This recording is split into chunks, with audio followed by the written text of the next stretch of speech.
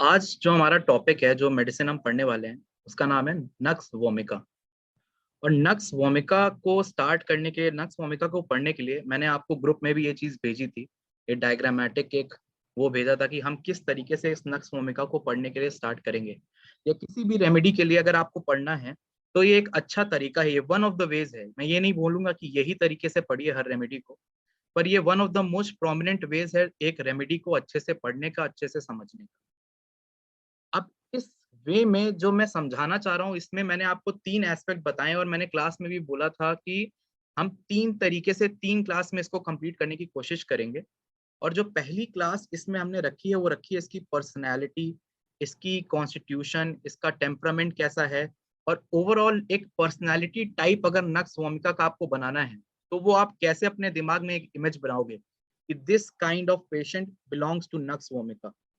उसके ऊपर आज हम बात करेंगे।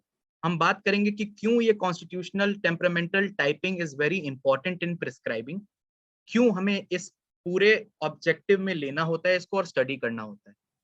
उसके बाद हम आएंगे उस रेमेडी के keynotes, genius of the remedy, red strand of the remedy, अलग अलग नाम जिसको बोल सकते हैं, कैरेक्टरिस्टिक सिम्टम्स, और उसके थ्रू उसकी एक टोटालिटी बनाने की कोशिश करेंगे सिम्टोमेटोलॉजी की, और कैसे एक ऐसा जीनियस है या एक ऐसा कीनोट है जिससे कई सिम्टम्स जुड़े हुए हैं उसी रेमेडी के, उससे हमने कई सिम्टोमेटोलॉजीज कवर करेंगे।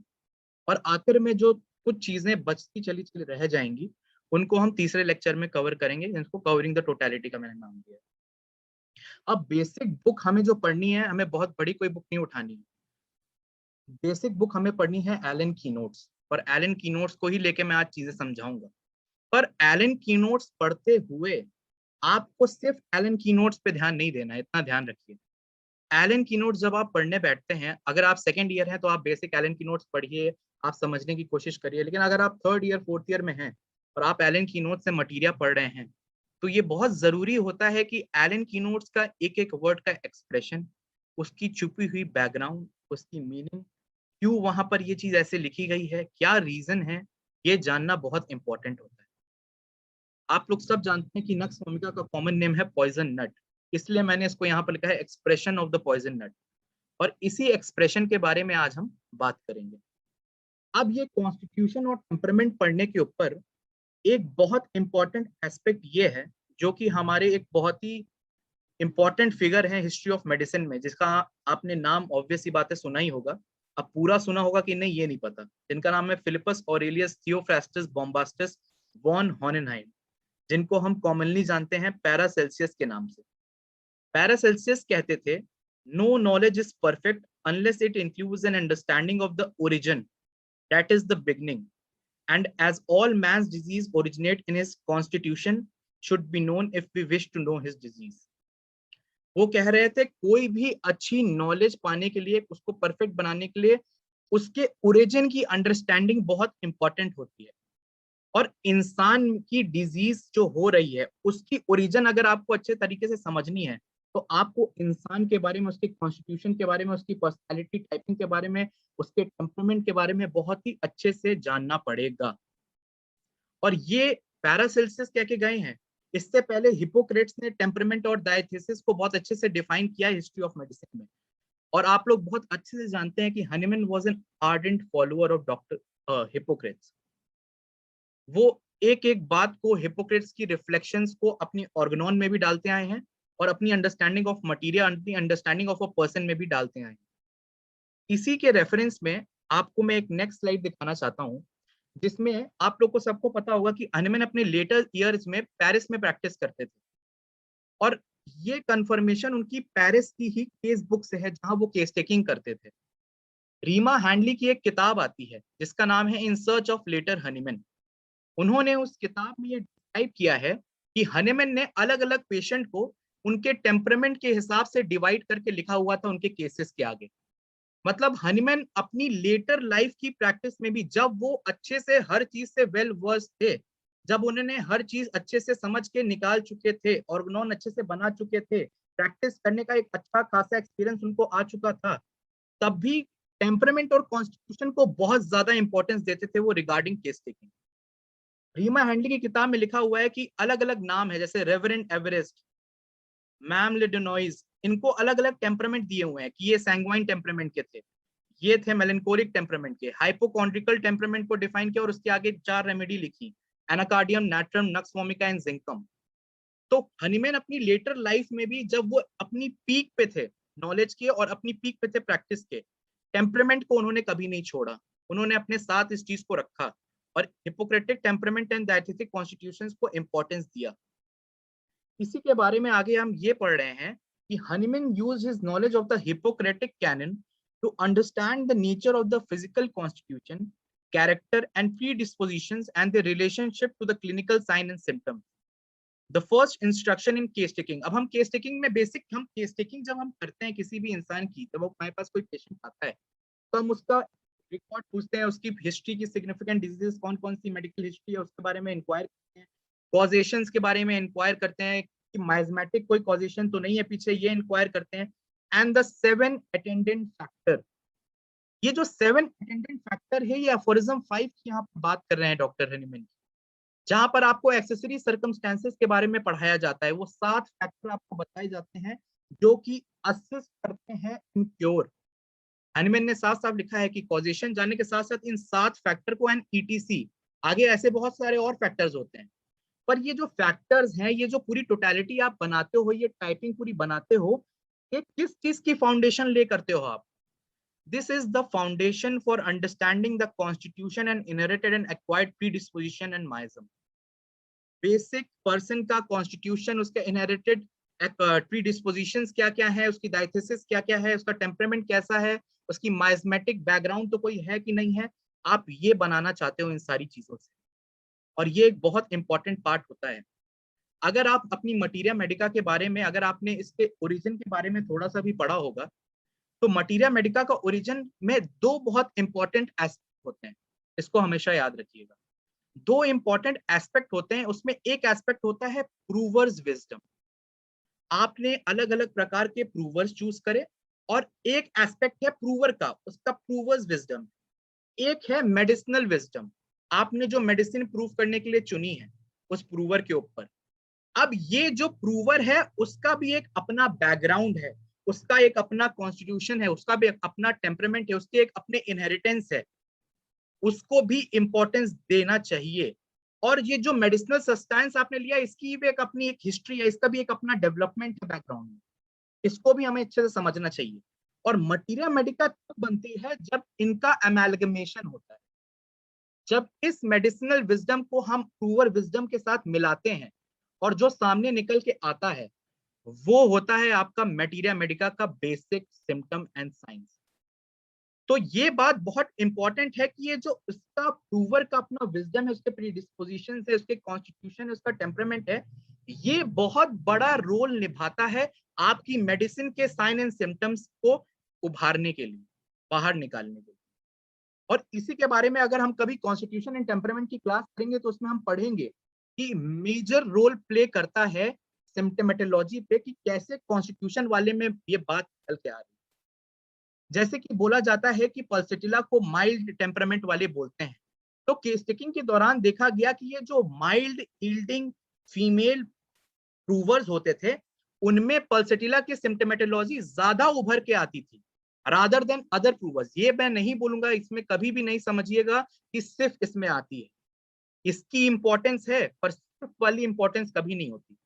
और भी प्रूवर्स हैं, और भी तरीके के लोगों में मिल सकता है, पर देखा गया कि इन लोगों में, ऐसे टेम्परामेंट कॉन्स्टिट्यूशन वाले लोगों में सबसे ज्यादा देखा गया ये चीज, और इसीलिए हम इसको यहाँ पर इंपॉर्टेंस देते हैं। ये बेसिस समझना बहुत इंपॉर्टेंस है अगर आप अपनी केस टेकिंग के दौरान ये कॉन्स्टिट्यूशन और टेम्परामेंट को रिमेंबर करना चाहते हैं। अगर आप इसको अभी से इंपॉर्टेंस दे के समझेंगे नहीं तो आपको वहां पर इन चीजों पे दिमाग कम जाएगा केस टेकिंग के दौरान। लेकिन अगर आपको इसकी इंपॉर्टेंस, इसका बैकग्राउंड पता होगा अच्छे से, तो केस टेकिंग के दौरान आपका दिमाग चलेगा और आप इसके बारे में भी थोड़ा इंक्वायर करने की कोशिश करोगे। Basic introduction of nux vomica आप लोग को। नक्स वोमिका एक पॉलीक्रेस्ट रेमेडी है, बहुत ही ज्यादा इंपॉर्टेंट रेमेडी है। और इसी रेमेडी की इंपॉर्टेंस बताते हुए एक बहुत ही ब्यूटीफुल लाइन लिखी है डॉक्टर एमएल टाइनर ने अपनी बुक में, जिसका नाम है homeopathic drug. No household should be without its little homeopathic medicine chest for common ailments. And no homeopathic medicine chest should be without Nux. कोई भी ऐसा घर नहीं होना चाहिए जो एक छोटा सा होम्योपैथिक मेडिसिन का टेस्ट न रखे अपनी कॉमन बीमारियों को ठीक करने के लिए। और कोई भी ऐसा होम्योपैथिक टेस्ट नहीं होगा जिसमें नक्स दवाई नहीं हो। ये आपको ये दिखा रहा है कि how much prevalent nux vomica is in common elements of life. इसी चीज को सिग्निफाई करते हुए, इसी चीज की इंपॉर्टेंस दिखाते हुए डॉक्टर हनीमैन ने अपनी एमएम प्यूरा में एक स्टेटमेंट दिया है नक्स वोमिका को एज अ पॉलीक्रेस्ट डिफाइन करते हुए। There are few medicines most of whose symptoms correspond in similarity with the symptoms of commonest and most frequent of human diseases, and hence very often find an efficacious homeopathic employment. They may be termed polycrest. बहुत ही कम medicine ऐसी हैं जिसके majority of symptoms हमारी majority of common element से match करते हैं। और ये जो होती है ना मेडिसिन, फ्यू मेडिसिन जिनके मैच करते हैं, उन्हीं को हम नाम देते हैं पॉलीक्रेस्ट का। और नक्स vomica is one of that polycrest remedies. Common name nux vomica आप लोग सब जानते हैं कि पॉइजन नट है, फैमिली लोगनेसी है। डॉक्टर हनीमैन इसके प्रूवर थे। मोड ऑफ प्रिपरेशन मैंने लिखा हुआ है, आप पॉज करके यहाँ पर वीडियो को उसका स्क्रीनशॉट ले सकते हैं अगर आपको समझना है। अगर आपको रेफरेंस चाहिए तो एमएम प्यूरा के इंट्रोडक्शन में आप पढ़ेंगे तो आपको ये रेफरेंस मिल जाएगा। अभी हमने पिछली मेडिसिन में जैसा मोड ऑफ प्रिपरेशन पढ़ते आ रहे हैं, मेजॉरिटी ऑफ मेडिसिन का मोड ऑफ प्रिपरेशन वैसा ही है, बस किससे बनता है वो चीज अलग हो जाती है। यहाँ पर नक्स वोमिका सीड से बनता है तो वो चीज अलग हो गई, लेकिन प्रिपरेशन का मेथड सेम है। अब अपनी अपनी एलन की नोट्स आप लोग खोलिए और अपनी अपनी एलन की नोट्स में ये जो मैंने इतना सेक्शन मार्क कर रखा है यहाँ पर और आपको दिखा रखा है ना, इसको मार्क कर लीजिए और इसके सामने लिख लीजिए कि पोर्ट्रेयल ऑफ पर्सनैलिटी ऑफ नक्स या नक्स वोमिका पर्सनैलिटी टाइपिंग करके आप लिख लीजिए इसके। ये जो इतने सिम्टम्स यहाँ पर आपको एलन की नोट्स में शुरुआत में बताए जा रहे हैं ना, जिसमें हनीमैन का एक रेफरेंस भी है, कोटेशन भी है, ये आपको एक बेसिक नक्स वोमिका की पर्सनैलिटी टाइप बता रहा है। डॉक्टर एलन बता रहे हैं यहाँ पर कि अगर नक्स वोमिका मिलेगा तो नक्स वोमिका दिखने में कैसा होगा, नक्स वोमिका के पोर्ट्रेयल कैसे करेगा, उसका कॉन्स्टिट्यूशन कैसा होगा, उसका टेम्परामेंट कैसा होगा, उसका हाव भाव कैसा होगा, उसकी आदतें कैसी होंगी, उसकी लाइफ स्टाइल जीवनी वो कैसे जिएगा। ऐसे लोगों में ही ऐसे आगे जो सिम्टोमेटोलॉजी बताई है ना, ये बात बहुत ध्यान रखिएगा कि ये जो पर्सनैलिटी टाइपिंग आप करते हो, ये पर्सनैलिटी टाइपिंग बहुत बड़ा फैक्टर प्ले करती है आगे की सिम्टोमेटोलॉजी डिफाइन करने में। क्योंकि अगर ऐसी पर्सनैलिटी टाइपिंग है तो these personality types are more prone to the symptoms that are given in Nux Vomica. आगे जो हम पढ़ेंगे इसको हम आगे और अच्छे से डिस्कस करेंगे। अभी यहाँ पर इस क्वेश्चन को आप मार्क कर लीजिए, इसलिए मैंने ये स्लाइड यहाँ पर लिखी हुई। और इसी को समझाते हुए डॉक्टर हनीमैन ने अपनी एमएम प्यूरा में बात करी है कि it is more frequently required by those persons who are of an anxious, zealous, fiery, hot temperament or of a malicious, wicked, irascible disposition. अभी आप में से बहुत लोगों ने इस चीज को करा, इनकी कुछ कुछ क्वालिटीज बताई, यहाँ पर भी एलन की नोट्स में है, वो इरिटेबिलिटी बताई आपने जीलस बताया, आपने बताया, अलग अलग चीजें बताई। वैसे ही चीजें यहाँ पर लिखी हुई हैं, लिखी तो हुई हैं, हम उसको समझते भी हैं, हम उसको पढ़ते भी हैं।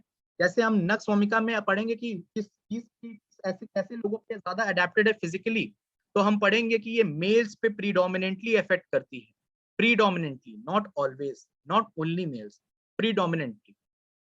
और वो मेल्स कैसे होते हैं, थिन, उनका बॉडी स्ट्रक्चर थिन होता है, वो फर्म फाइबर होते हैं, थिन है पर वीक नहीं है, फर्म रिजिड फाइबर है, मस्कुलर है, थिन है पर वो फर्म फाइबर वाले हैं, वो वीकली नहीं है एकदम भी। और डार्क हेयर या ब्रूनेट्स में ज्यादा पाई जाती है नक्स वोमिका की पर्सनैलिटी। और ऐसे ही मेंटली में एलन के नोट लिखा हुआ है कि इनका मेंटली डिस्पोजिशन कैसे मिलता है, इरिटेबल, क्वारलसम, स्पाइटफुल, मलिशियस, बिलियस या सैंग्वाइन टेम्परामेंट वाले, जीलस, केयरफुल, नर्वस या मेलनकोलिक, ऐसे लोगों में ज्यादा पाया जाता है। बेसिक बात यह है कि हमने ये सब चीजें पढ़ ली, हमने ये सब चीजें देख ली, हमने समझ लिया कि अच्छा जीलस मतलब ये होता है, मतलब बहुत हार्ड वर्किंग है, ये है, ऐसा है। पर आप एक चीज समझिए कि जब तक आप इन सब का अमेलगमेशन करके एक पर्सनैलिटी टाइपिंग नहीं बनाएंगे ना, तो आप ये चीजें भूल जाएंगे। आप इसको याद करेंगे, आप इसका नाम याद करेंगे। जैसे अभी आपसे पूछा तो आपने बोला जीलस, इरिटेबल, ये वो। इसको समझाओगे कैसे, इसको समझोगे कैसे, ये मिलेगा कैसे पेशेंट में, कैसे उसके बैकग्राउंड से केस टेकिंग के दौरान आप उसकी पर्सनैलिटी जानोगे, कैसे आप उसकी केस टेकिंग के दौरान, हिस्ट्री के दौरान उसकी आदतों के, उसकी नॉर्मल लाइफस्टाइल से पहचानोगे, अरे देखो ये तो वही पर्सनैलिटी टाइप है जो नक्स में मिलता है। और कैसे आप, ये एक ओपनिंग डोर होता है, आप इस चीज को समझिए। केस टेकिंग जब आप करते हैं तब वो अपनी नॉर्मल लाइफस्टाइल का एक रूटीन बताता है ना, और अपना एक बेसिक स्ट्रक्चर बताता है। और आप सबसे पहले क्लिनिक में आते हैं तो आप पेशेंट को देखते हो, पतला है, मोटा है, कैसे चल रहा है, कैसे हाव भाव है, कैसी आंखें हैं, कैसा बाल है, कैसा चेहरा है। ये सब चीजें आपको सबसे पहले दिखती है पेशेंट की जब मुंह खुले उससे पहले। तो एक अंदाजा लगता है इससे कि आप, ये डिसाइडिंग फैक्टर और ऑफ कोर्स ये बातें नहीं, लेकिन आपको एक अंदाजा तो लगता है, आप एक ओपन तो करते हो विंडो की, अच्छा इधर झांक सकते हैं। लेकिन अगर आप इन चीजों को डिटेल में नहीं समझेंगे तो आप उधर कभी झांकने जाएंगे ही नहीं। इसी चीज को समझने के लिए, इसी पर्सनैलिटी को समझने के लिए हम एक चीज समझेंगे जो कि है टाइप ए पर्सनैलिटी। अगर आप में कोई भी एक बुक का नाम जानता हो, डेस्कटॉप गाइड है रॉजर मॉरिसन की, डॉक्टर रॉजर मॉरिसन का अगर आपने नाम सुना हो, उनकी वो बुक एक बहुत ही अच्छी बुक है, मटीरिया मेडिका की। आप लोगों को मैं रेकमेंड भी करूंगा कि वो बुक आप रीड करिए। और उस बुक में लिखा है कि Nux Vomica suits more to type A personality.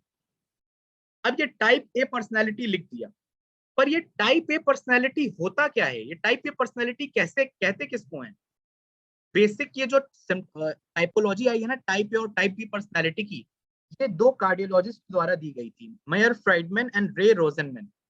इन्होंने 1950s में एक एक्सपेरिमेंट किया था कि ये टाइप ए पर्सनैलिटी वाले जो लोग होते हैं ना, are more prone to heart destruction, and type B वाले कम प्रोन होते हैं। हालांकि उसके ऊपर अपना एक बैकग्राउंड है, अपनी एक हिस्ट्री, कभी जाके आप पढ़िएगा उसके बारे में। लेकिन ये टाइप ए पर्सनैलिटी को उन्होंने बहुत अच्छे से डिफाइन किया। टाइप ए पर्सनैलिटी के कॉमन ट्रेड्स आपको अभी सामने पिक्चर में दिख रहे होंगे। Impatient, competitive, work obsessed, workaholic, achievement oriented, ambitious, aggressive, angry, easily irritable, stressed out easily. ऐसी पर्सनैलिटी जहां पर मिलेगी वहां पर उसको हम कहेंगे टाइप ए पर्सनैलिटी। और ये नक्स की पर्सनैलिटी को बहुत अच्छे से डिफाइन करता है ये एक वर्ड, टाइप ए पर्सनैलिटी। अब हम डॉक्टर विथोल्कस और डॉक्टर रॉजर मॉरिसन की ही लैंग्वेज से समझेंगे कि एक पर्सनैलिटी डेवलप कैसे करती है, और फिर हम उसको स्टॉलवर्ट्स की लैंग्वेज से कंपेयर करेंगे और समझेंगे कि स्टॉलवर्ट्स ने इसको एग्जांपल देके कैसे समझाया।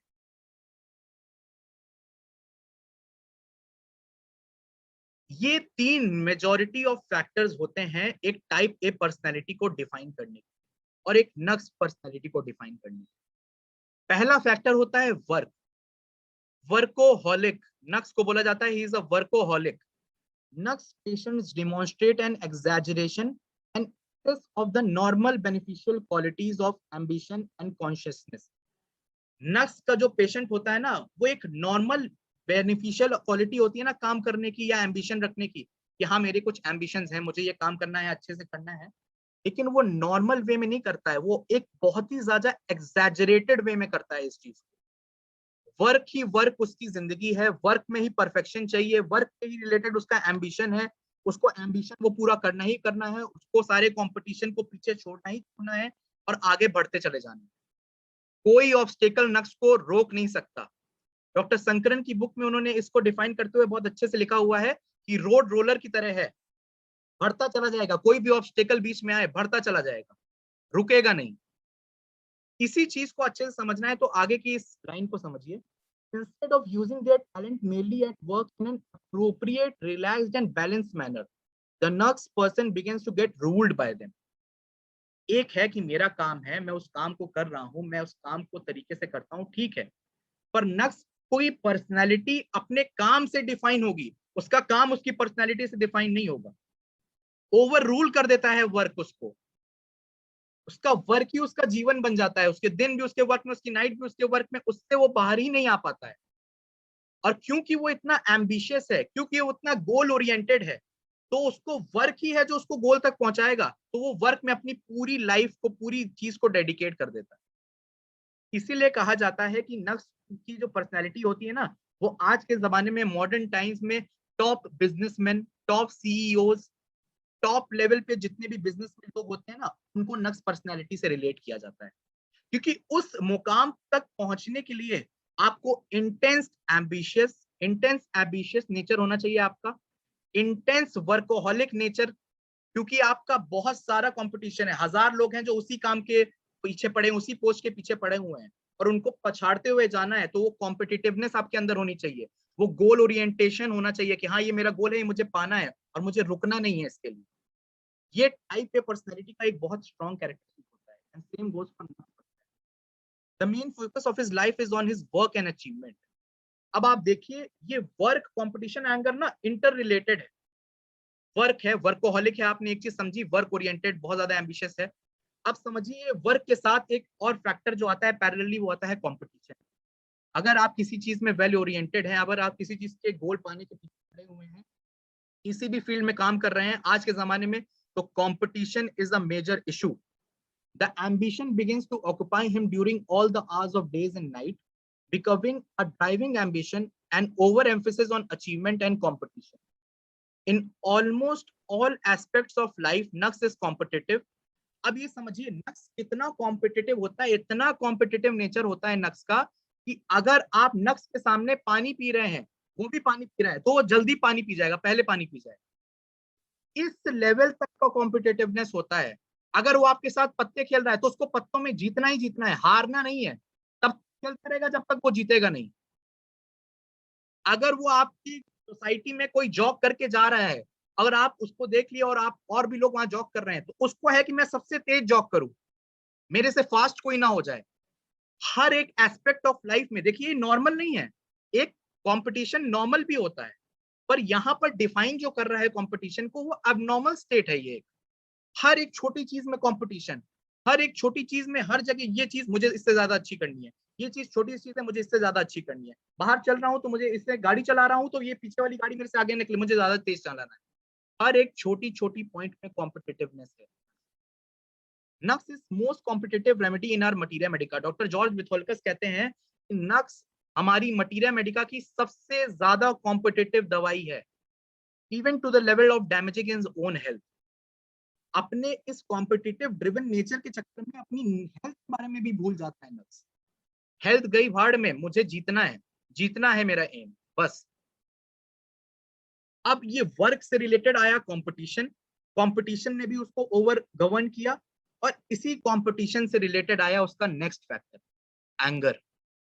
एक बात आप अच्छे से समझ लीजिए कि जहां एंगर की बात होती है ना, तो नक्स पर्सनैलिटी में एंगर उसका बहुत ज्यादा रिलेटेड है, उसकी काम को रुकावट लाने में। मान लीजिए कोई भी पर्सनैलिटी है, वो वर्कोहॉलिक है, वो एम्बिशियस ओरिएंटेड है, वो कंपटीशन देखना चाहती है, वो आगे बढ़ना चाहती है, वो हारना नहीं चाहती। अगर उसके वर्क में कोई भी छोटा सा भी अड़ंगा लगाने वाली कोई चीज आई ना, तो एक्सट्रीम इरिटेबिलिटी दिखाएगा, एक्सट्रीम हाइपर हो जाएगा, एक्सट्रीम एंगर दिखाएगा। क्यों? क्योंकि उसको वो गोल पाना है, उसका एम्बिशियस उसको ओवर रूल कर रहा है, उसके माइंड को, उसको उस लेवल पे पहुंचना है, और आप है अड़ंगा लगा रहे हैं उसके उस लेवल पे पहुंचने के लिए। और उस लेवल को लाइक अ रोड रोलर बढ़ते चला जाएगा, आगे ऑब्स्टेकल आएंगे, हटाओ, नहीं चाहिए मुझे, चलता चला जाएगा। अगर रास्ते में कोई आया ऐसी कोई उसको अड़ंगा लगाना चाहा, तो गुस्सा आएगा, हटा देगा उसको अपने रास्ते से। इवन अप टू एक वायलेंट नेचर भी ले लेता है नक्स का, वायलेंट एंगर में भी नक्स आती है। इसी को समझने के लिए ये चीज पढ़िए, people of such a focused nature have very aggressive personalities which is very characteristic of nux patient. जो इतने फोकस्ड नेचर के लोग होते हैं ना, उनकी पर्सनैलिटी ऑटोमेटिकली बहुत एग्रेसिव हो जाती है। The patient may be irritable first only sporadically, but as he becomes more pathological, the irritability become anger, then rage, then frank violence. पहले पहले हो सकता है वो बहुत ज्यादा इरिटेबल हो, पर जैसे जैसे उसकी पैथोलॉजी बढ़ती चली जाएगी ना पर्सनालिटी की, वैसे वैसे उसका एंगर का लेवल भी बढ़ता चला जाएगा। पहले इरिटेबल होगा, फिर थोड़ा एंगर बढ़ेगा, फिर रेज आ जाएगी, फिर एकदम वायलेंट हो जाएगा उस एंगर को लेकर। ये स्टेप्स हैं नक्स की एंगर के। In the usual case, however, the patient is irritable mainly from the impediments to his ambition. ये बहुत इंपॉर्टेंट एस्पेक्ट है एंगर को समझने के लिए। कभी इसको आप पेशेंट में कैसे देखोगे? आपके पास कोई ऐसी पर्सनैलिटी आई है जो इतनी फोकस्ड है, जो इतनी वर्कोहॉलिक है, जो इतना कॉम्पिटिटिव नेचर रखती है, ये आप इंक्वायर करोगे अपनी उसकी पर्सनल। आप केस टेकिंग लेते हो तो ये सब ट्रेड्स आप इंक्वायर करते हो जब आप उसके बारे में जानते हो पेशेंट के बारे में, केस टेकिंग के थ्रू। वो हम केस टेकिंग में सीखेंगे कि हम ये कैसे इंक्वायर कर सकते हैं, पर ये एक इंपॉर्टेंट एस्पेक्ट होता है। तो जब आप इस बारे में पूछते हो तो ये क्वेश्चन जरूर आता है ऐसी पर्सनैलिटी में कि मान लीजिए अगर आपके काम में कोई अड़ंगा लगा रहा है, फिर अगर वो नहीं बोलेगा ना वहां पर, तो उसकी बीवी जरूर पीछे से बोल देगी। बहुत गुस्सा आते हैं, तुरंत ऐसे चिल्लाने लगेंगे, एकदम हो जाएंगे अपने। अगर उसका कोई भी साथ में कॉलीग हो या कुछ हुआ या कोई कॉलीग उसके साथ आ रहा है, अगर वो उसका बॉस है और अगर उससे आप पूछ लेंगे ना, तो आप उसको जान जाएंगे कि नक्स पर्सनैलिटी कितना गुस्सा है। क्योंकि उसके काम में impediments to his ambition, ambition और उसके बीच में अड़ंगा लगाने वाला कोई नहीं चाहिए, और कोई आएगा तो उसकी रैथ को झेलेगा। सिंपल सी बात है। इसी वर्क कंपटीशन और एंगर पर्सनालिटी, जो टाइप पर्सनालिटी की हम बात कर रहे हैं, इसी से रिलेटेड एक और एस्पेक्ट आता है यहाँ पर नक्स में, and that aspect is called fastidious. Nux fastidious है। अच्छा ये बताएंगे कैंट रिपोर्टरी में कौन सी रेमेडीज हैं जो फास्टिडियस रूब्रिक के अंदर आती हैं?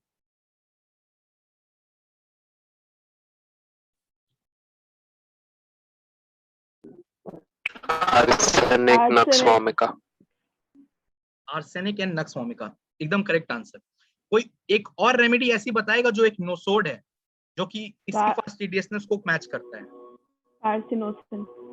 करेक्ट, कार्सिनोसिन भी इसी तरीके का फास्टिडियस है। पर एक बहुत मेजर डिफरेंस होता है आर्सेनिक की फास्टिडियसनेस में और नक्स की फास्टिडियसनेस में। नक्स का फास्टिडियसनेस भी आप याद रखिए इसी वर्कोहॉलिक, इसी कॉम्पिटिटिव नेचर से रिलेटेड है। आर्सेनिक का फास्टिडियसनेस एक न्यूरोटिक नेचर का है, इस वर्क से एफिशिएंसी से रिलेटेड नहीं है। वो हर चीज में एक्सट्रीमली न्यूरोटिक है फास्टिडियसनेस को लेके। पर नक्स में क्या होता है? Nux the normally conscious state can be exaggerated out of proportion leading to a compulsive efficiency. अब ये कॉन्शियस स्टेट की बात जो हो रही है ना, ये कॉन्शियसनेस वर्ड का जो यूज हो रहा है, इसका बेसिक मतलब होता है हर काम को तरीके से करना, एक तरीके से हर काम को फॉर्मुलेट करके करना। और इसका तरीके से काम करने का नेचर इस लेवल पे पहुंच जाता है कि एक कंपल्सिवनेस आ जाती है उसके अंदर, एक कंपल्सिव डिसऑर्डर बन जाता है। Nux is one of the only few remedies listed under the rubric fastidious, but specifically the Nux fastidiousness is tied to the emphasis on efficiency. काम में efficiency चाहिए, उससे related है इसकी fastidiousness। अब fastidiousness कई तरीके से इंक्वायर करी जा सकती है। घर को लेके इंक्वायर करी जाती है, कपड़ों को लेके इंक्वायर करी जाती है, उसके नेचर को लेके, उसके एक सराउंडिंग में वो कैसे रहता है उसको लेके इंक्वायर करी जाती है, बिजनेस में वो कैसा है, वो अपने काम किस तरीके से करता है। अलग अलग तरीके हैं फास्टिडियसनेस जानने के। और ये नक्स का फास्टिडियसनेस है ना, इसके काम की परफेक्शन में, इसकी काम की एफिशिएंसी में आपको ज्यादा दिखेगा। Nux fastidiousness is more appropriate to reality and not so severely pathological and neurotic as present in arsenic. Nux का फास्टिडियसनेस वही बताया, उसके काम और एफिशिएंसी से रिलेटेड है, वहां तक वो सीमित है, एक रियलिटी से थोड़ा जुड़ा हुआ रहता है। पर arsenic out of proportion, neurotic fastidiousness, हर चीज में इतना कंपल्सिव होता है आर्सेनिक। और यही डिफरेंशियल पॉइंट होते हैं नक्स की फास्टिडियसनेस में और आर्सेनिक की फास्टिडियसनेस। आर्सेनिक का फास्टिडियसनेस ऐसा होता है, मैं आपको एक केस से एग्जांपल बताता हूँ। एक पेशेंट आया था सर की क्लिनिक, हम लोग ने ज्वाइन करी थी डॉक्टर राशिद की। वहां पर एक पेशेंट आया, वो पेशेंट आया और सर ने उससे नॉर्मल इंक्वायर कर रहे थे, हम लोग वहीं थे, केस टेकिंग चल रही थी उसकी। उस पूछा, और सर के बैकग्राउंड में, जैसे आपको मेरा बैकग्राउंड दिख रहा है ना, वहां पर किताबें लगी रहती हैं, हेरिंग गाइडिंग सिम्टम के 10-12 वॉल्यूम लगे थे। तो कभी कभार हम उस वॉल्यूम्स को निकालते रहते हैं तो थोड़ा सा वो एडजस्टेड नहीं रहते हैं, पर उस दिन वो अच्छे से एडजस्टेड थे, पूरे प्रॉपर्ली एकदम सेट हुए थे। तो एक ऐसे ही क्वेश्चन पुट अप हुआ उससे किसी फास्टिडियसनेस की लाइन में। डायरेक्ट क्वेश्चन नहीं पूछ सकते आप ऐसे कि आप फास्टिडियस हो, इसी लाइन में कुछ क्वेश्चनिंग चल रही थी। तो उसने ये चीज कही खुद से, इतना इंक्वायर भी नहीं किया था उस चीज को। उसने कहा कि ये पीछे किताबें देख रहे हैं आप अपने, अगर ये किताब अभी थोड़ी सी भी इधर उधर होती ना, तो मैं ये नहीं देखता कि आप डॉक्टर हैं या आपकी क्लिनिक है, मैं जाता पहले इसको ठीक करता और फिर आके बैठता। इसको कहते हैं न्यूरोटिक काइंड ऑफ फास्टिडियसनेस। देख नहीं सकता, ऐसे देख ही नहीं सकता। मतलब नहीं है कि पेशेंट है क्लिनिक है, उसकी क्लिनिक है, कैसे रखा है, उसको बर्दाश्त नहीं होगा वहां पर वो किताब टेढ़ी है। वो पहले जाएगा, ठीक करेगा, फिर आके बैठेगा। ये होता है आर्सेनिक का फास्टिडियसनेस, उसके टूवर्ड्स ज्यादा जो लीड करता है। अब इसी वर्कोहॉलिक, ये देखिए ये लाइंस जो है, ये जो मैं एक एक स्टेप्स बता रहा हूं, इनको याद रखिए, ये आपको पर्सनैलिटी की इमेज बनाने में बहुत काम आएंगे। वर्कोहॉलिक है, कॉम्पिटिटिव है, एम्बिशियस है, और एंगर, अब उसका रिलेट किया हमने उससे, अब उसकी ये फास्टिडियस नेचर को उससे रिलेट किया हमने। अब आता है एक और एस्पेक्ट जिसको हम पढ़ेंगे, लेकिन उससे पहले एक जो आपको इस चीज को याद रखने के लिए एक पिक्टोरियल रिप्रेजेंटेशन मैंने यहाँ पर बना के भेजा है।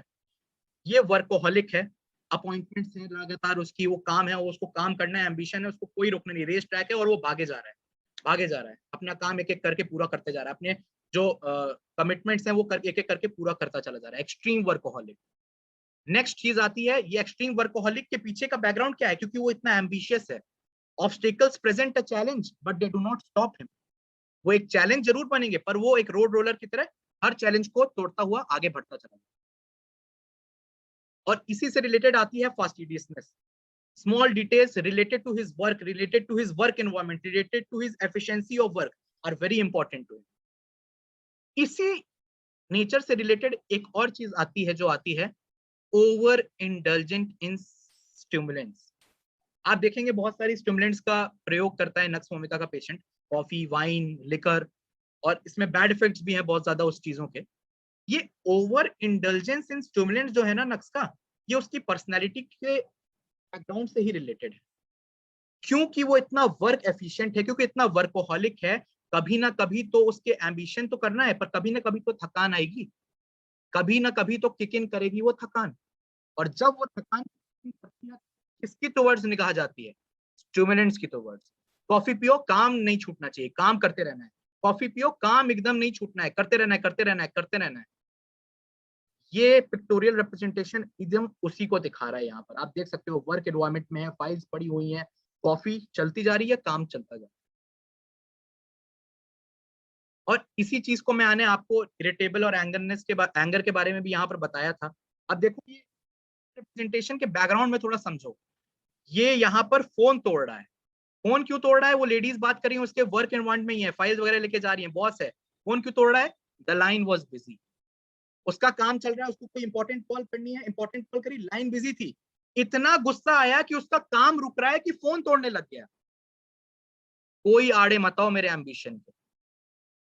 ऐसा पर्सनैलिटी है नक्स। एक यहाँ पर एक वीडियो दिखा रहा हूं आपको।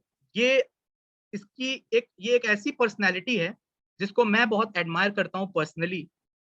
पॉजिटिव एस्पेक्ट, नेगेटिव एस्पेक्ट सबके होते हैं, और जिसको अगर आप अच्छे से समझेंगे ना, तो आप समझेंगे कि वो एक बहुत ही स्ट्रॉन्ग टाइप ए पर्सनैलिटी है, बहुत ही स्ट्रॉन्ग। इसके लिए मैं आपको एक रिकमेंड करूंगा, नेटफ्लिक्स पे एक डॉक्यूमेंट्री है द लास्ट डांस करके, जो कि one of the greatest player of all time in basketball history, Michael Jordan के बारे में आप लोग ने नाम सुना ही होगा। और Michael Jordan was one of the most prominent type A personalities which I have seen. Extreme workaholic. Basketball को वो एक वर्क समझता था, वो एक खेल नहीं समझता था, ये मेरा काम है। उस काम से रिलेटेड उसको एम्बिशन था कि ये मुझे पाना है, ये एनबीए टाइटल मुझे पाना है। Extreme competitiveness. माइकल जॉर्डन की डॉक्यूमेंट्री में आप देखेंगे तो वो बोलते हैं कि उसके दोस्त, कि माइकल जॉर्डन अगर गोल्फ खेल रहा है तो गोल्फ उसको जीतना है, अगर माइकल जॉर्डन कार्ड खेल रहा है तो उसको कार्ड जीतना है।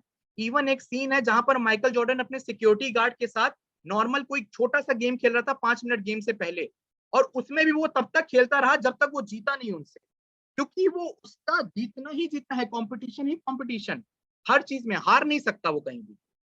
और इसी से रिलेटेड, उसकी पर्सनालिटी डेवलप करने से रिलेटेड, उसके जब साथी प्लेयर्स के इंटरव्यू लिए गए ना, तो वो उन्होंने बोला कि क्योंकि माइकल जॉर्डन का एम था एनबीए टाइटल जीतना, तो अगर माइकल जॉर्डन को, हम में से किसी को भी लगता था कि हम ढीला खेल रहे हैं, हम अच्छे से उसके लेवल पे नहीं खेल रहे हैं, तो एक्सट्रीम एंगर दिखाता था, अप टू अ लेवल कि हम लोग को सोचना पड़ जाता था कि हम ये झेल सकते हैं कि नहीं, ये मेरे साथ गलत हो रहा है। क्यों? क्योंकि वो आड़े आ रहे थे उसके एम्बिशन के, वो आड़े आ रहे थे उसके गोल के, एनबीए टाइटल जीतने के। और जो आड़े आएगा उसको एंगर, इरिटेबलनेस दिखाएगा ही दिखाएगा, और उसको उस लेवल तक लेके आएगा कि वो उसको एम्बिशन तक पहुंचने में हेल्प करे। और इस वीडियो में भी वो 2 लाइन, एक माइकल जॉर्डन अपने बारे में कह रहा है, कि I am the most fierce competitor, और इसी लाइन को एक जर्नलिस्ट कह रहा है उसके बारे में। ध्यान से सुनिएगा, शायद साउंड नहीं आ रहा होगा, साउंड आ रहा है कि नहीं आ रहा है? Most fierce competitor. I feel like I'm the most fierce competitor there is. I don't think I'm ever going to find something to equal the game of basketball for me. They talk about guys being competitors. He was the fiercest of all the competitors. Journalist कह रहा है कि वो बात करते हैं कि competitors होने की, पर he was the fiercest of all the competitors. Typical type of personality. The last dance documentary देखिएगा जरूर, अच्छा पर्सपेक्टिव मिलेगा आपको इस पर्सनालिटी को समझने के। अब हमने डॉक्टर जॉर्ज विथोल्कस, डॉक्टर मॉरिसन, जो अभी रिसेंट थोड़े ऑथर्स हैं, उनकी पर्सनालिटी टाइपिंग के हिसाब से एक नक्स की पर्सनालिटी बनाई, एक नक्स के पर्सनालिटी टाइप को समझा। अब इसी को हमारे स्टॉलवर्ट्स ने भी एक तरीके से लिखा है और आपको वो तरीका समझना है उनकी राइटिंग से।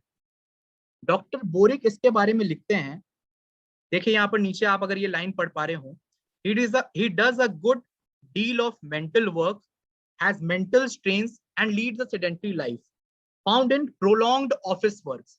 अब ये याद रखिए, जो ऑफिस वर्क ये बिजनेस पर्सनालिटी को ज्यादा सूट करता है, और बिजनेस पर्सनालिटी में मेंटल स्ट्रेन तो बहुत है पर फिजिकल स्ट्रेन कम है। सीडेंटरी लाइफस्टाइल, एक चेयर पे बैठ के काम करना है, मेंटली बहुत स्ट्रेन लगता है, पर फिजिकली सीडेंटरी लाइफस्टाइल। ऐसी पर्सनालिटी को found in prolonged office work, घंटों घंटों ऑफिस में काम करने वाले, over study and close application to business. Business profile, ये देखिए खुद ही बोल रहे हैं डॉक्टर बोले इंट्रोडक्शन में, ये बिजनेस प्रोफाइल्स वाले लोग जो होते हैं, with its cares and anxieties, this indoor life and mental strain seek stimulants. ये इंडोर लाइफ और यही मेंटल स्ट्रेन है जो सीक करवाता है उसको, जो मैंने बताया ओवर इंटेलिजेंस इन स्टिमुलेंट्स के बारे में, यही सीक करवाता है उसको बार बार इस स्टिमुलेंट्स को लेने के लिए।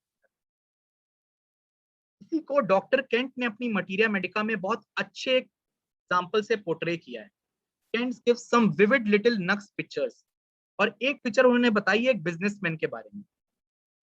Businessman has been at his desk till he is tired out. He receives many letters. He has a great many little irons in the fire. ये great little many little irons in the fire एक idiom है, जिसका मतलब होता है छोटे छोटे बहुत सारे काम है उसके पास, भरा हुआ है कामों से, mental strain भरा हुआ है उसके दिमाग में। He is troubled with a little thousand things. His mind is constantly hurried from one thing to another until he is tortured. It is not so much the heavy affairs but the little things. He is compelled to stimulate his memory to attend to all the little details. वो compelled है stimulate करने के लिए अपनी memory को, कि ये हर detail को वो अच्छे से ध्यान रख। इतना मेंटल स्ट्रेन है, इतना मेंटल स्ट्रेस है, छोटे छोटे काम है, हजार काम पड़े हुए हैं, काम करना है, पर एक ब्रेन भी तो गिव अप करता है, इंसान का ब्रेन फैक भी तो आएगा, कभी ना कभी किन करेगा। अब उससे लड़ने के लिए stimulation, coffee, wine, liquor stimulate करता है अपने आप। His mind is confused with the whirl of business and the affairs of the day crowd upon him. Finally, brain fag comes on. When the little details come to him, he gets angry and wants to go away, tear things up, scolds, goes home and takes it out on his family and children. अपनी business life से थक हार के आएगा, गुस्सा होके कि अब मेरा काम नहीं हो पाया, ये नहीं हो पाया, उसी में दिमाग में घूमता घूमता घर पे आएगा और निकालेगा किस पे? अपनी पर्सनल फैमिली पे। नक्स को बोला जाता है कि नक्स के पर्सनल रिलेशंस कभी अच्छे नहीं होते अपनी फैमिली के साथ में, क्योंकि वो इतना dictatorial, bossy, anger oriented kind of personality है, और ज्यादातर एंगर उसकी फैमिली पे निकलता है। Sleeps by fits and starts wake, और ये एक तरीका है नक्स की पर्सनैलिटी का पूरे लाइफस्टाइल का, जो सेम टू सेम कभी कभार मिलता है पेशेंट्स को, सेम टू सेम। अगर इसी बिजनेस पर्सनैलिटी से रिलेटेड अगर आपने केसेस देखे हैं, takes at 3 AM at his business affairs crowd upon him so that he cannot sleep again till late in the morning. रात तक लेट जगेगा, मेंटल स्टिमुलेशन करेगा, उसके बाद सुबह 3 बजे तक उसको नींद नहीं आएगी, बिजनेस अफेयर्स चलते रहेंगे, काम चलता रहेगा दिमाग में, अर्ली मॉर्निंग सोने जाएगा, और जब उठेगा, क्योंकि अर्ली मॉर्निंग सोया, रात भर इतना मेंटल स्ट्रेस आया, तो एकदम टायर्ड, एग्जॉस्टेड हो। ये जो पर्सनालिटी टाइप डॉक्टर केंट ने पोर्ट्रे करी है, it is a perfect example of a nux personality. It is a perfect example of a type A personality. अब हम आते हैं नक्स के टेम्परामेंट्स और नक्स के जो बेसिक कुछ टेम्परामेंट्स के बारे में, जहां पर लिखा हुआ है एलन की नोट में। अगर आप एलन की नोट्स खोलोगे तो उसमें लिखा है सैंग्वाइन, बिलियस, बिलियस मतलब कॉलेरिक टेम्परामेंट, नर्वस, इवन मेलनकॉलिक भी लिखा हुआ है। तो अब हर तरीके के टेम्परामेंट्स लिख दिए, चारों टाइप के टेम्परामेंट्स लिख दिए। अब आपको कैसे समझना है उसको, आप कैसे समझोगे कि नक्स में प्रीडोमिनेटेड क्या है। आपने एक टाइप ए पर्सनैलिटी के बारे में समझा, आपने एक इमेज बनाई नक्स की। अब ये टाइप ए पर्सनैलिटी की इमेज से जो मेरी स्टडी के अकॉर्डिंग और जो मैंने देखा है और जो डॉक्टर जार के थ्रू मैंने थोड़ा थोड़ा समझा, डॉक्टर जार ने भी इसके बारे में एक स्टेटमेंट दिया था, जो दो बहुत प्रोमिनेंट टेम्परामेंट्स रूल करते हैं नक्स की पर्सनैलिटी को, वो है सैंग्वाइन और कॉलेरिक। और मेरे हिसाब से मेजॉरिटी टेम्परामेंट जो रूल करता है नक्स को वो है choleric. Doctor Jahr wrote that Nux vomica suited both the sanguine and choleric temperament. Jahr's manual of homeopathic practice एक बुक आती है, उसमें नक्स वोमिका के लेक्चर में उन्होंने लिखा है इस प्रिंसिपली सूटेबल टू लाइवली सैंग्वाइन और कोलेरिक टेम्परामेंट्स। और भी पर्सनालिटी वो लिखी है पूरी जो नक्स के हम पढ़ते चले आ रहे हैं। तो इन दो टेम्परामेंट्स को मेजर सूट करता है और मेरे हिसाब से कोलेरिक इज द वन जिसको सबसे ज्यादा सूट करता है नक्स का टेम्परामेंट। इसी कोलेरिक टेम्परामेंट के बारे में नेक्स्ट हम पढ़ेंगे।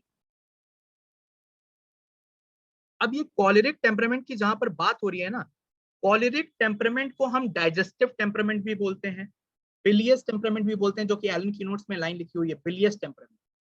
ये बिलियस टेम्परामेंट का मेन सीट ऑफ एक्शन होता है आपका डाइजेस्टिव ऑर्गन्स, अर्थ एलिमेंट कहते हैं इसको, और earth element rules the choleric temperament and has its seat in the liver, gall bladder and the bowels and its control point is the anus.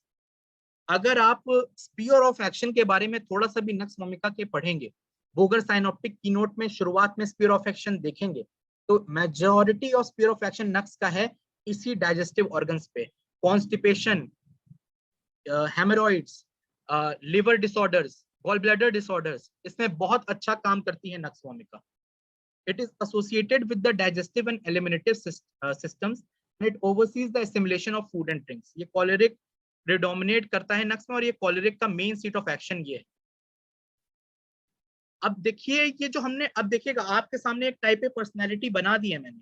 अब उस type A personality से आप compare करिए कि यहाँ पर एक वर्ड में कॉलेरिक लिख दिया एलन की नोट में या बिलियस लिख दिया, अब वो देखिए टाइप ए दूसरी मटीरियल मेडिका में लिखा है, पर ये जितनी भी उसके पीछे मैलिशियस ये हो गया, एंगर हो गया, इरिटेबल हो गया, जीलस हो गया, ये पूरी चीज को डिफाइन कर रहे हैं ये कॉलेरिक और वो type A personality.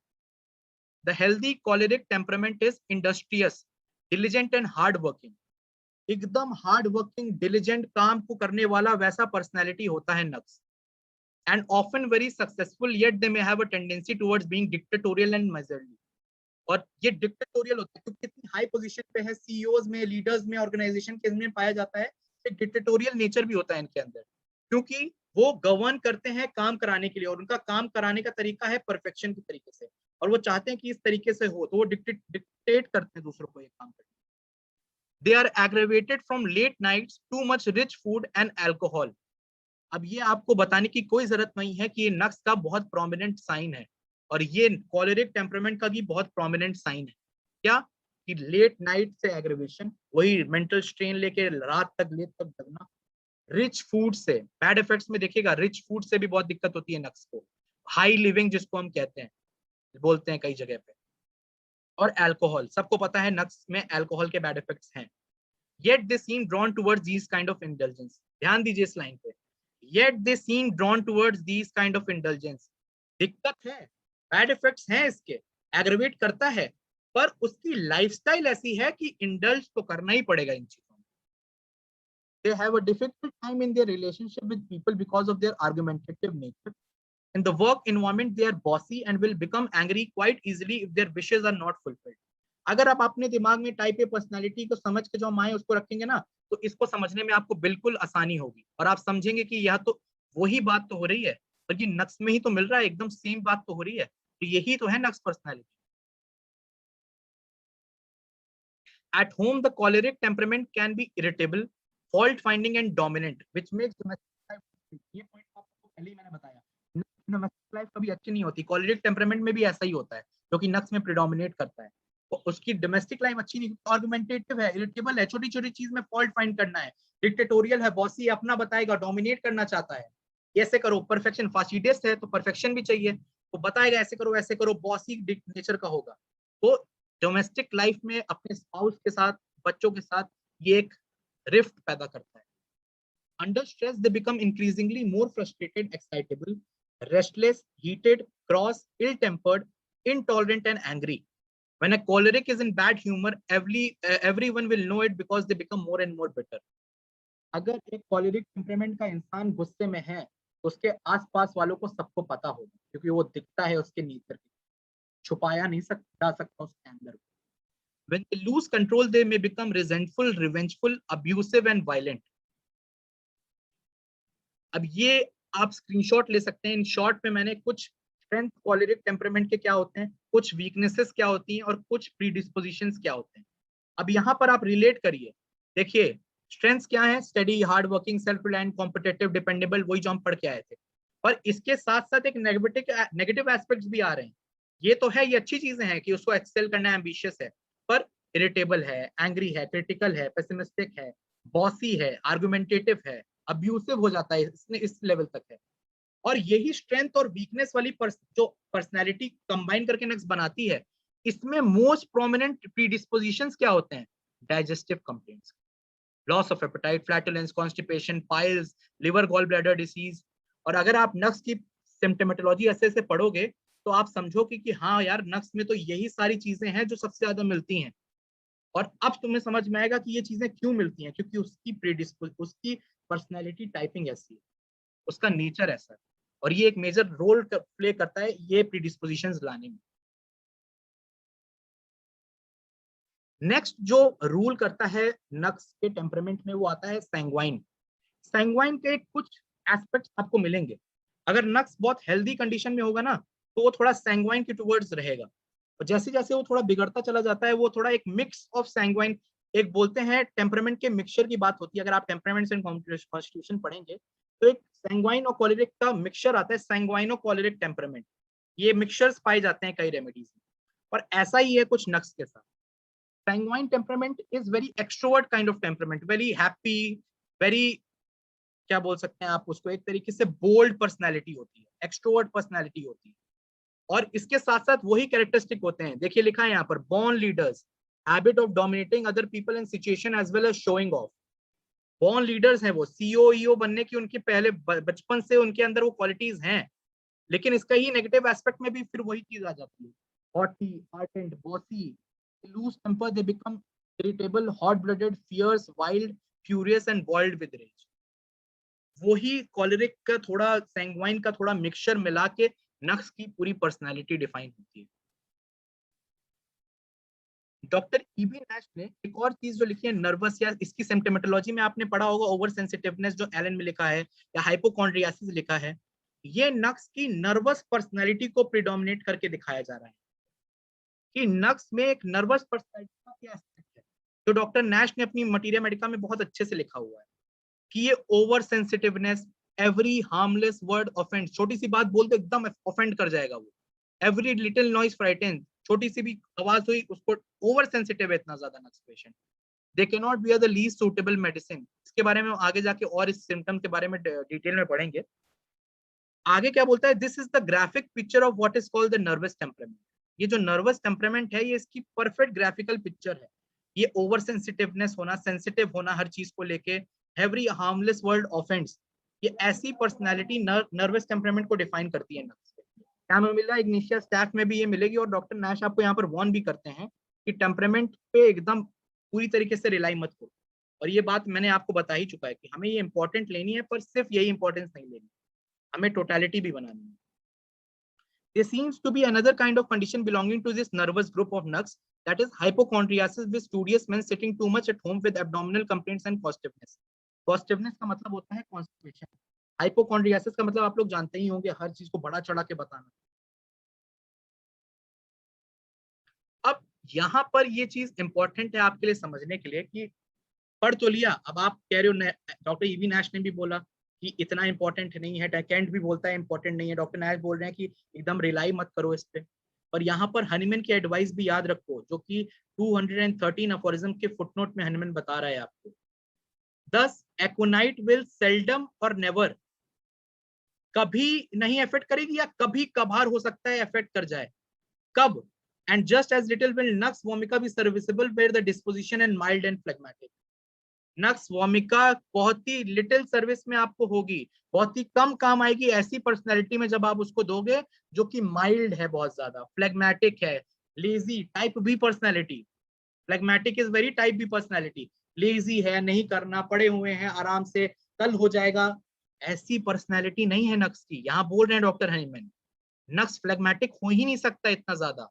Nux over ambitious है, नक्स वर्कोहॉलिक है, नक्स को आज का काम आज चाहिए, नक्स को आज के तरीके, आज मुझे इतना आगे बढ़ना है, कल मुझे इतना आगे बढ़ना है, परसों मुझे इतना आगे बढ़ना है।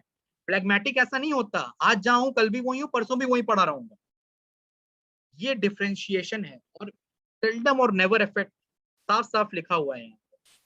अब आपको ये डिसाइड करना है कि कितनी इंपॉर्टेंस आपको इसको देनी है और टोटलिटी में इसको इंक्लूड करना कितना इंपॉर्टेंट है।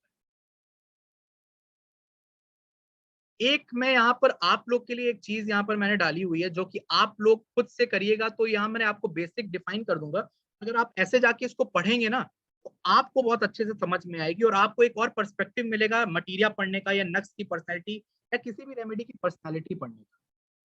हेरिंग गाइडिंग सिम्टम्स लिखी थी डॉक्टर हेरिंग ने, उसकी एक रिपोर्टरी आती है डॉक्टर नर के द्वारा, जिसको हम कहते हैं repertory of Hering guiding symptoms of a materia medica by Calvin B Knerr. उसमें उन्होंने पर्सनैलिटी टाइपिंग के लिए एक बहुत पेक्यूलियर चैप्टर दे रखा है। उस चैप्टर का उन्होंने नाम लिखा है stage of life and constitution. जब उस चैप्टर को आप खोलोगे तो इसमें इतनी सब हेडिंग्स हैं, age, complexion, constitution, habit, occupation, size, temperament, और इसके अंदर उन्होंने सब रूब्रिक्स देके अलग अलग मेडिसिन को डिफाइन कर रखा है। आप उठाए नक्स वोमिका आपने उठाई, अब आप देखो कि कौन सी एज में, कौन सी लाइफ, उसमें मेन में, वुमेन में, कहां पर वो सबसे ज्यादा प्रोमिनेंट है और किस डिजीज में, कैसा कॉम्प्लेक्शन में वो प्रोमिनेंट है, कैसे कॉन्स्टिट्यूशन में नक्स प्रोमिनेंट है, कैसी हैबिट्स होती हैं, ड्रंकर्ड्स, अब इसमें जाओगे सब रूप मिलेगा ड्रंकर्ड्स, ड्रंकर्ड्स में नक्स प्रोमिनेंट दवाई लिखी हुई है। ऐसे ही ऑक्यूपेशन, कैसे ऑक्यूपेशन में जाओगे देखोगे सब रूब्रिक मिलेगा बिजनेसमैन, उसमें नक्स मिलेगी। कैसे साइज में आपको मिलता है, टेम्परामेंट कैसा होता है नक्स पर्सनैलिटी का, इससे आप पूरा एक कॉन्स्टिट्यूशन, एक नक्स पर्सनैलिटी बना सकते हो। आप इसमें जाइएगा, आपको नेट पे ये बुक मिल जाएगी, आप खरीदना चाहो खरीद भी सकते हो, नेट पे इजीली अवेलेबल है ये बुक। और इसको पढ़ के हर रेमेडी को पढ़ने का एक कॉन्स्टिट्यूशनल टाइप या एक पर्सनैलिटी बनाने में हेल्प करती है ये। अब यहाँ पर मैंने एक चीज करी है आपको एक चीज समझाने के लिए। अब यहाँ पर मैंने कुछ रूब्रिक्स लिए हैं सॉफ्टवेयर में और इससे आपको रिलेशन भी दिखाना चाह रहा हूँ और प्रोमिनेंस भी दिखाना चाह रहा हूँ, दो चीज दिखाना चाह रहा हूँ मैं। अगर आप कॉलेरिक टेम्परामेंट के बारे में आपने पढ़ा, कॉलेरिक कैसा है, पैशनेट है, और उसके साथ साथ आपने सैंग्वाइन पढ़ा, सैंग्वाइन कैसा है, cheerful, confident, optimistic kind of personality. तो ये उसी के रूब्रिक्स मैंने उठाए, जो कि अगर आप सैंग्वाइन सर्च करोगे तो इसके अंदर यही 3 रूब्रिक दिखाएंगे रिलेशन में, और अगर आप कॉलेरिक सर्च करोगे तो पैशनेट दिखाएगा। इस रूब्रिक्स को आप डालते हो तो आप यहाँ पर देख सकते हो पहली रेमेडी निकल के आ रही है हमारी नक्स वोमिका, और दूसरी और तीसरी रेमेडी निकल के आ रही है सल्फर एंड लाइकोपोडियम। अब आप यहाँ पर जाइए और एलन की नोट्स में रिलेशन पढ़िए नक्स वोमिका का, तो आप समझ में आएगा कि सल्फर कितनी ज्यादा रिलेटेड, कितनी कॉम्प्लीमेंट्री दवाई है नक्स वोमिका। और ऐसे ही सेम गोज विद लाइकोपोडियम, और इसकी सिमिलैरिटीज यहाँ पर आपको दिख रही हैं कि तीनों देखो सारे सिम्टम्स कवर कर रही है, ग्रेडेशन अलग हो सकता है। ऐसे ही नेक्स्ट मैंने डाला हुआ है यहाँ पर एक्साइटमेंट, नर्वस, ये जो नर्वस टेम्परामेंट जो हम पढ़ रहे हैं ना, ओवर सेंसिटिव, नर्वस, इसके ऊपर रूब्रिक्स डाले मैंने कि एक्साइटमेंट, नर्वस, सेंसिटिव, केयरफुल है, हाइपोकॉन्ड्रियासिस है, आर्डेंट है, मलिशियस है। इसमें भी ये जो कैरेक्टरिस्टिक है जो आप पढ़ते हो, इसमें भी पहली दवाई परमानेंटली निकल के आ रही है नक्स वोमिका, और सेकंड या थर्ड नंबर पे देखिए इसमें सल्फर फिर से आ रही है। तो ये सल्फर और नक्स का रिलेशन बहुत ज्यादा है यहाँ पर। अब अभी तक हमने जितनी चीजें यहाँ पर पढ़ी हुई हैं उसको मैंने एक टोटलिटी में डाला कि फास्टिडियस डिक्टेटोरियल नेचर है, मैलिशियस है, अब्यूसिव है, इतना वायलेंट है, क्वारलसम है, इरिटेबल है, लीन पर्सन लिखा है 2 जगह, थिन 2 जगह मेंशन किया है इनकी नोट्स में, लीन पर्संस में प्रिडोमिनेट करते हैं। वहां पर ये भी लिखा है prone to indigestion and prone to haemorrhoids. ये भी आप पढ़िएगा, जो शुरुआत के ही लाइंस में लिखा हुआ है कि ऐसी personality are more prone to indigestion and haemorrhoids. तो यहाँ per him digestion, constipation, hemorrhoids भी डाला हुआ है मैंने। पहली दवाई फिर से वही निकल के आ रही है नक्स वोमिका, और रिलेशन में आप फिर से देखो, रिलेशन में कितने तगड़े से रिलेटेड है ये तीनों रेमेडीज, लाइकोपोडियम और सल्फर सेकंड नंबर पे, सेकंड और थर्ड नंबर। तो ये सल्फर नक्स लाइकोपोडियम का रिलेशन पढ़ना भी अपने आप में एक बहुत अच्छी स्टडी है, कंपैरेटिव स्टडी कर सकते हो इससे आप, ये भी एक तरीका है पढ़ने का। और ये जो मैंने यहाँ पर प्रोन टू ये लिखा है ना, अब आप पर्सनैलिटी को जब आप समझ चुके हो तो आप ये चीज देखो कि ये पर्सनैलिटी मेंटल स्ट्रेन ज्यादा करती है पर सेडेंटरी लाइफ जीती है। मेंटल स्ट्रेन ज्यादा है, फिजिकल स्ट्रेन एकदम कम है, तो you don't move enough, you live a sedentary lifestyle. और आपको कोई बताने की जरूरत नहीं है कि one of the most prominent reasons for indigestion and constipation is sedentary lifestyle.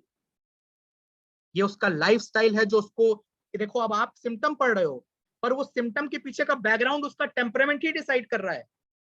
देखो रिलेशन यहाँ पर कि उसका टेम्परामेंट वैसा है, इसी वजह से ये सिम्टोमेटोलॉजी देखो उसमें उभर के आ रही है। अब वो सेडेंटरी लाइफस्टाइल जीता है, उसका टेम्परामेंट ऐसा है, वो मेंटल स्ट्रेन ज्यादा करता है, लेकिन उसके चक्कर में हो क्या रहा है, इंडाइजेशन हो रहा है, कॉन्स्टिपेशन हो रहा है। और ये आपको बताने की जरूरत नहीं है कि extreme constipation will lead to haemorrhage, it will lead to, या आपने अपनी पैथोलॉजी की किताब में अलग अलग लाइट सब्जेक्ट्स में पढ़ा ही होगा। ये जो सल्फर और लाइकोपोडियम को लास्ट स्लाइड जो यहाँ पर मैंने डाली हुई है, ये डाली हुई है, यही जो सल्फर लाइको, अब हमने पढ़ तो ली, हमने देख लिया कि ये देखो इन सब चीजों में सिमिलैरिटी तो हमने देख ली, लेकिन डिफरेंस भी तो होता है, तीनों थोड़ी दे दोगे। तो ये डिफरेंशिएशन कैसे करोगे आप सल्फर और लाइकोपोडियम में? ये डिफरेंशिएशन आप करोगे इन पॉइंट्स के थ्रू। नक्स वोमिका में sometimes follow sulphur and vice versa, but they are opposite states. Nux vomica is clean, fastidiousness है उसके अंदर, सल्फर इज डर्टी, पढ़ा होगा आपने सल्फर में, बहुत कैरेक्टरिस्टिक है। नक्स vomica is extremely chilly, sulphur is extremely hot personality. Nux vomica is ardent, very vehement kind of personality. Sulfur is very lazy, careless kind of personality. अब आपने hence they are complementary। अब आपने देखा similarity भी इतनी है, पर similarity के साथ साथ अगर आप एक इमेज बना के आ रहे हो टोटलिटी पे, तीनों आ रही हैं, तो अब यहां से डिफरेंशिएट करो, ये चिली है या हॉट है, इस क्लीननेस ज्यादा है कि इसमें डर्टी वाला नेचर ज्यादा है, ये आर्डेंट वहीमेंट ज्यादा है कि ये लेजी और केयरलेस ज्यादा है, और डिफरेंशिएट करो, सल्फर लेनी है कि नक्स लेनी है। ऐसे ही लाइकोपोडियम में कंपेयर करो, the two remedies may be close but the main difference is that nux vomica is not cowardly inside। अब लाइकोपोडियम में भी आपको ऐसा ही डिक्टेटोरियल नेचर मिलेगा, ऐसा ही ब्रवाडो मिलेगा, पर लाइकोपोडियम में एक चीज याद रखो, दिस इज फॉल्स ब्रवाडो। अंदर से lycopodium is a very timid and very cowardice kind of personality, डरपोक है वो अंदर से, और उस इंफीरियोरिटी को छुपाने के लिए वो बाहर पोर्ट्रेयल करता है ऐसा कि देखो मेरे से बेहतर तो कोई नहीं है, और मैं चिल्लाऊंगा तुम पे, मैं डिक्टेट करूंगा तुम पे, पर एक्चुअली वो अंदर से डरा हुआ है, अंदर से उसके अंदर वो टिमिडनेस है। इसीलिए लाइकोपोडियम में आता है कि अपने बड़ों पे नहीं चिल्लाएगा लेकिन अपने छोटों पे चिल्लाएगा। नक्स ना बड़ा देखेगा ना छोटा देखेगा, उसके काम के आड़े आए तो ना बड़ा ना छोटा, सब पे चिल्लाएगा। From a young age we see the difference, Lycopodium child is shy and introvert whereas Nux vomica child is daring and mischievous। बचपन में ही आपको दिखता है लाइकोपोडियम बहुत शाई और इंट्रोवर्टेड काइंड ऑफ नेचर का चिल्ड्रन होता है, यही नक्स को देख लोगे तो मिस्चीवियस करने और बदमाशियां करने वाला daring kind of personality, extrovert. In adulthood when given a job nux will do it by hook और क्रुक, ऐसे नहीं तो वैसे काम तो करना ही करना है। Nux will do it by hook और crook, breaking through all obstacles in the way like a road roller. He can often get violent, काम के आड़े कुछ मत आओ, काम तो मैं करके रहूंगा ऐसे या वैसे। लाइकोपोडियम यहाँ पर देख एकदम स्टेप धीमे धीमे वे करके लेगा, if the obstacle is big वो हेजिटेट कर जाएगा या हो सकता है विड्रॉ ही कर जाए, ना कर पाए काम। और ऐसे आप लाइकोपोडियम और नक्स और भी फाइनल डिफरेंशिएशंस होते हैं, मैं एक बेसिक डिफरेंशिएशन और बेसिक कॉन्सेप्ट समझाने की कोशिश कर रहा हूँ, how to see the similarity in between remedies and how to see differentiation. और ऐसे आप एक नक्स की पर्सनालिटी को समझोगे, उससे रिलेटेड पर्सनालिटीज को समझोगे। हमने आर्सेनिक की फास्टिडियसनेस से रिलेट किया, सल्फर लाइकोपोडियम की टोटलिटी से रिलेट किया, और एक नक्स की टाइप ए पर्सनालिटी कॉलेरिक, सैंग्वाइन, नर्वस को एक तरीके से देखा, और देखा कि ये क्यों इंपॉर्टेंट है। ऑर्गेनॉन की लैंग्वेज में भी पढ़ा, हनीमैन की पेरिस लेटर लाइफ की इंपॉर्टेंस को लेते भी हमने पढ़ा, और समझा कि इसकी इंपॉर्टेंस क्यों। आज इतना ही है, नेक्स्ट क्लास में हम नक्स की सिम्टोमेटोलॉजी के बारे में डिस्कस करेंगे। की notes, genius of the remedy, basic characteristics क्या है।